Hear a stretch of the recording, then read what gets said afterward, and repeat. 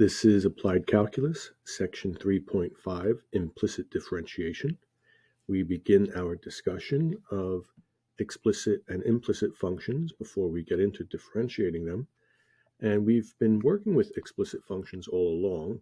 An explicit function is one that can be written in y equals form. That means we can isolate the dependent variable and write it as a function of the independent variable. Some examples of explicit functions are shown below here. We have a linear function, a logarithmic function, and an exponential function. And notice that in all of them, we were able to isolate the y variable and get that y equals form. Implicit functions are functions that are written with the x and y variable together, and we're not able to isolate the x or the y from one another. Here, this first example, we could rewrite it in explicit form, but we like to use functions like this to connect what we know with explicit functions to what we don't yet know with implicit functions and show that we get the same result.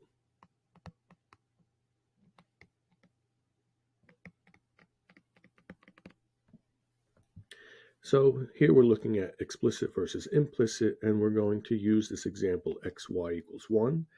First, we will solve for the derivative explicitly, then we will solve for it implicitly and compare the results.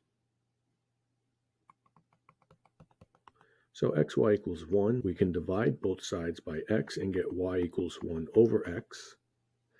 And we will rewrite that as y equals x to the negative 1, so we can use the power rule. And then we can say y prime is negative x to the negative 2, or we can say y prime is negative 1 over x squared. So this is the explicit way.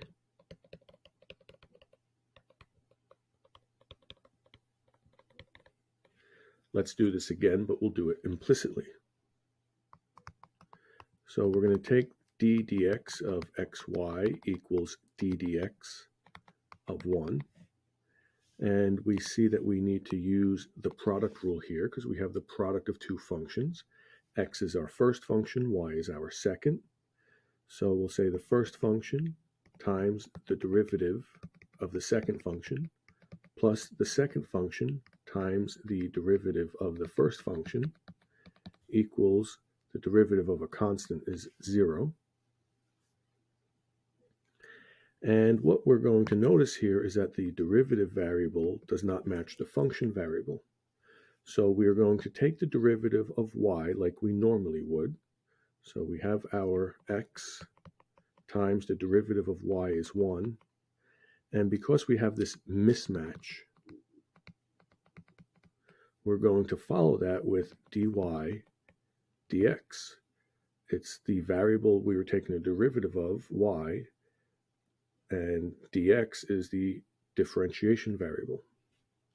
We're now going to add this to y, and here we see that the variable for the derivative does match the variable of the function, so we just write the normal derivative, the explicit derivative. And when we simplify this, we see we have x times 1 times dy dx, so that gives us x dy dx plus y equals 0. And now we would like to solve this for dy dx. That means isolate it. So a little bit of algebraic rewrite gives us negative y over x. First we subtract y over, then we divide by x. And we say this is our implicit derivative. But fortunately, we are able to rewrite this function explicitly. And if we plug that 1 over x in place of y, then we get negative 1 over x, and we can simplify this and show that it is negative 1 over x squared, and we say that is the same answer that we got explicitly.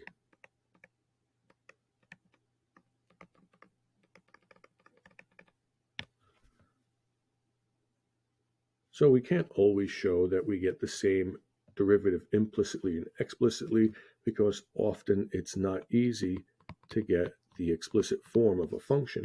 If it were, we would just take the derivative explicitly. So why are we interested in implicit differentiation? And as we've said, it's not always easy to solve for y, or sometimes it's even impossible. So let's do another example together. Here we have this function of xy, and we want to find the implicit derivative, and then we want to evaluate the slope. So we'll start with our notation, d dx of x squared plus d dx of y squared minus d dx of 25 equals d dx of 0. Now we're taking d dx because that is our independent variable. X is our independent variable, so we're taking the derivative with respect to x of the entire function, and we see that this is normal explicit rules because the variables match. This is our new implicit rules. We're going to have that extra term, that dy dx that follows. And this is regular derivative again. Derivative of a constant is 0. Derivative of 0 is 0. So we're able to evaluate each of these. Only this one term is going to need that special dy dx attached to it. So the derivative of x squared is 2x. Then we have our plus. The derivative of y squared is 2y. But because we had a mismatch of variables, we're going to follow this with dy dx. The derivative of a constant is 0. The derivative of 0 is 0. So we can say this equals 0. Now we'll subtract 2x to the other side.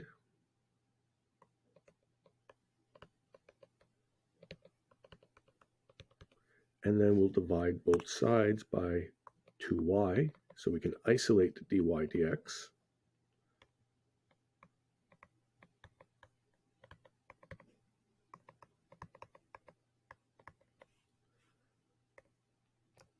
And if you like, you can replace dy dx with y prime, just to get us comfortable with both notations. Equals, and the 2's will cancel, and that gives us negative x over y. And this is our derivative. This is what we want to use to evaluate the slope of the graph at x equals 3. But now notice that we know x equals 3. We have to solve for y. And we have to do that with this original function that we have up here.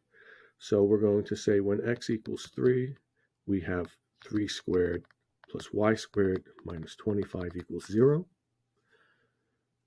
And y squared equals 25 minus 9. Y squared is 16. So that means that y is equal to plus or minus 4 when we take the square root. And that means we have two slopes. We have the slope of the tangent at 3, 4 is equal to negative 3/4. And we have the slope of the tangent at 3, negative 4 is equal to positive 3/4. So we have two slope answers. And you might say, well, why is that? Well, this equation is the equation of a circle. If we rewrite that, it is x squared plus y squared equals 25. And that is a circle centered at the origin with radius of 5.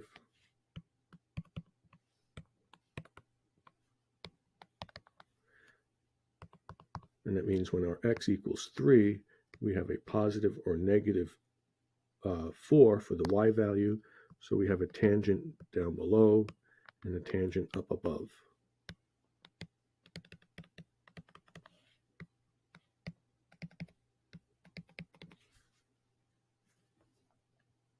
So just to go back, this was a circle, and at x equals 3, we had two different y values that came up and gave us two different slopes that existed for x equals 3, and then we gave a drawing of the graph here showing why that happened. So in this example, it says find the equation or equations of the tangent line or lines. So they're anticipating there could be one or two different answers. And you're going to use implicit differentiation, find the slope and the y value for when x is equal to 1, and write your equation or equations. So pause the video here, try it on your own, unpause it to compare your answer to mine. Okay, so I'm going to start this now. We're going to go through and do d dx of each term.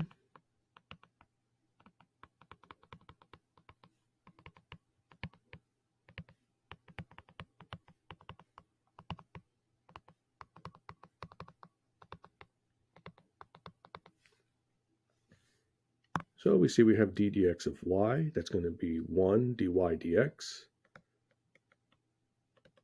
minus, anytime you have a minus and product rule, we're going to put parentheses because that minus will have to distribute through the product rule. And the product rule says take the first function, multiply it by the derivative of the second function. Since the y is in the second function doesn't match the d dx, we follow this with a dy dx. Add this to the second function, y squared, multiplied by the derivative of the first function, which is x. That gives us a 1. And since the variables match, there's no implicit derivative term that follows.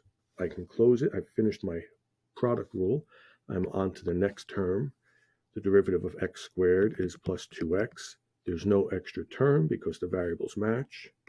Plus derivative of 1, which is 0, equals derivative of 0, which is 0. Now we can distribute this negative through the product rule result, and we have dy dx minus 2xy dy dx minus y squared plus 2x equals 0. We are going to take all of the terms that do not have dy dx and move to the right-hand side. So we have dy dx minus 2xy dy dx equals y squared minus 2x. And now we can factor out the dy dx like we would a GCF. Dy dx factored out of itself leaves a 1 minus 2xy equals y squared minus 2x. Now we want to divide both sides by the 1 minus 2xy. And that isolates our dy dx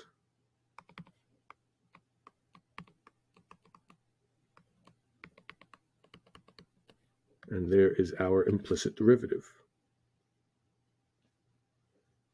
So we have more work to do still. We want to find the y value that goes with 1.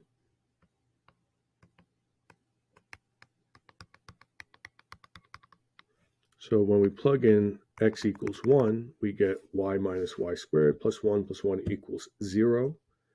And I'm going to put that into standard form.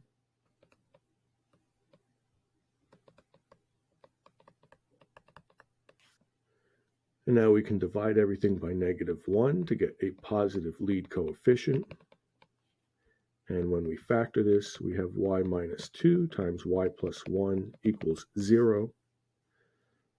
So now we have 2 points we want to look at. We want to look at the point 1, 2. So when x is 1 and y is 2. And we also want to look at the point 1, -1. So if you use the zero product property and solve each of these factors for when they are 0, we get 2 and -1, which complete our points. Let's take these points along with our implicit derivative and move on to another slide to write the equations of the tangent lines. So now we can take the dy dx and we put a vertical bar and we attach the point that we're evaluating it for. This is just to show you another way to evaluate the derivative, and this is to do it implicitly. We're used to seeing f prime of a number for explicit derivatives when we evaluate the tangent slope. And that number is usually an x value. But now we're looking at an ordered pair. So we write it as dy dx with the vertical bar with the ordered pair attached to it, saying that we're plugging in both x and y values because both x and y variables are present in the derivative, instead of what we've been doing with explicit derivatives with just a single variable plugged into the derivative. So this gives us 2 squared minus 2 times 1 over 1 minus 2 times 1 times 2.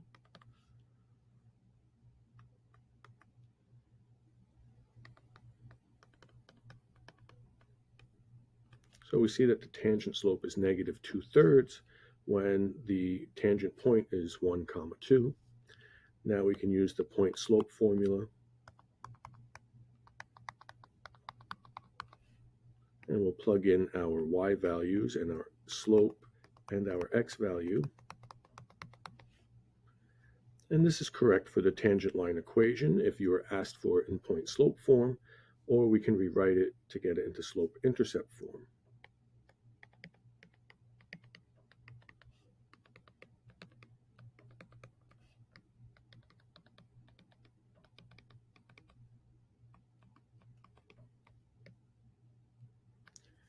So we distributed the negative 2/3 and added 2 to both sides, and this gives us slope intercept form.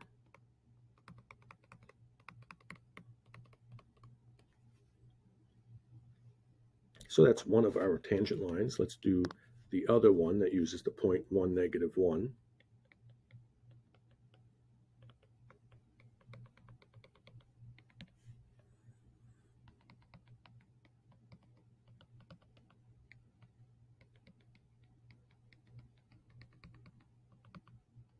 So we plugged in the x's and y's into the dy dx, and when we simplify,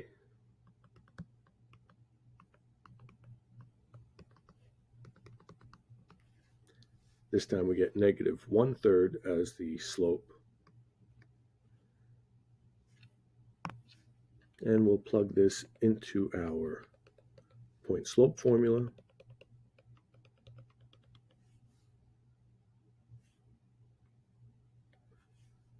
So this is correct. Now we can rewrite it into slope intercept form.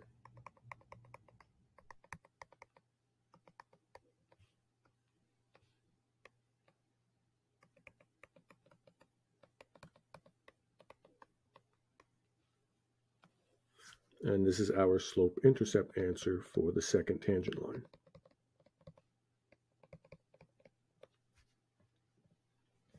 So what we got to see in this example was a new way to write our derivative notation at a point and evaluate it. And we had to evaluate it twice because we had 2 different points that satisfied the conditions, and that left us with 2 different tangent line equations.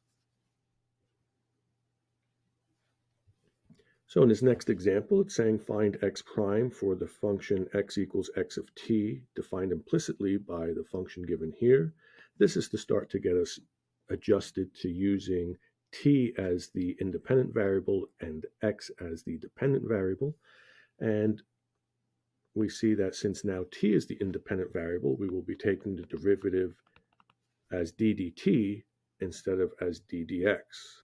So we write d dt of t times ln of x equals d dt of x e to the t minus d dt of 1. So we're taking the derivative of each term with respect to the variable t. And again, we see that we're using product rule, and we're using product rule twice here. So we'll follow the formula. It says take the first function, multiply it by the derivative of the second function. So t times 1 over x. Since log of x uses a different variable than the derivative d dt, we have to follow this with a dx dt. Once again, notice that x is now the dependent variable, so it's in the numerator, and t is the independent variable, it's in the denominator. So we're consistent with that pattern. So we did first times derivative of the second, add the second function times the derivative of the first, which is 1. This is equal to, and now we have our product rule on the other side of the equal sign, the first function times the derivative of the second function plus the second function times the derivative of the first function, but since the first function doesn't match with the variables, we have to follow up with dx dt, minus the derivative of a constant is 0. So we're going to simplify. We have t over x dx dt plus ln of x equals x e to the t plus e to the t dx dt. And once again, we would like to group the dx dt terms on one side of the equal sign and then terms that do not have a dx dt on the other side.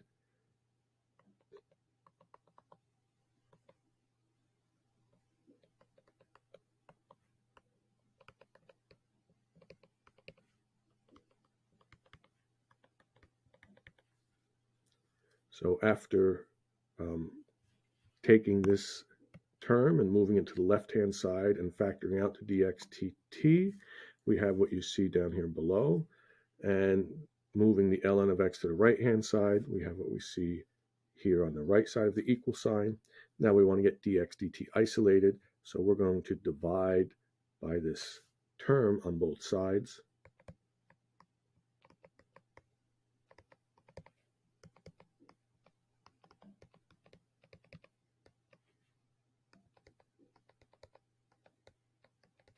And what we have here is a compound fraction. Okay, so this is our implicit derivative, but we have this fraction in the denominator of a fraction. So we want to rewrite this from being a mixed term. So we can take t over x minus e to the t and place that over 1. And if we multiply the top and bottom by x, that will give us a common denominator. And we can join these together. So we get t minus xe to the t over x, and we're going to put this in the denominator. These two denominators are the same. We've just written it in a different form. Now we have xe to the t minus ln of x over t minus xe to the t over x, and we're going to keep the numerator the way it is, but put it over 1. And when you divide by a fraction, it's the same as multiplying by its reciprocal. And now I can distribute this x through the numerator. And we have dx dt is equal to x squared e to the t minus x ln of x over t minus x e to the t. And now we don't have that fraction in the denominator. This is the preferred way to write our implicit derivative. Now we would like to evaluate this dx dt at the point 0, 1. Remember that the 0 goes into the t variable and the 1 goes into the x variable. This will give us 1 squared times e to the 0 minus 1 times ln of 1 all over 0 minus 1 e to the 0. Recall that anything raised to the 0 power is 1. So we have 1 minus 1 times ln of 1 is 0 over 0 minus 1 times 1. This gives us 1 over negative 1. So the slope of our tangent line is equal to negative 1 at the point 0, 1. So this is the end of this lecture. Go back and watch it again, take notes, complete the practice for section 3.5, and come to class with questions.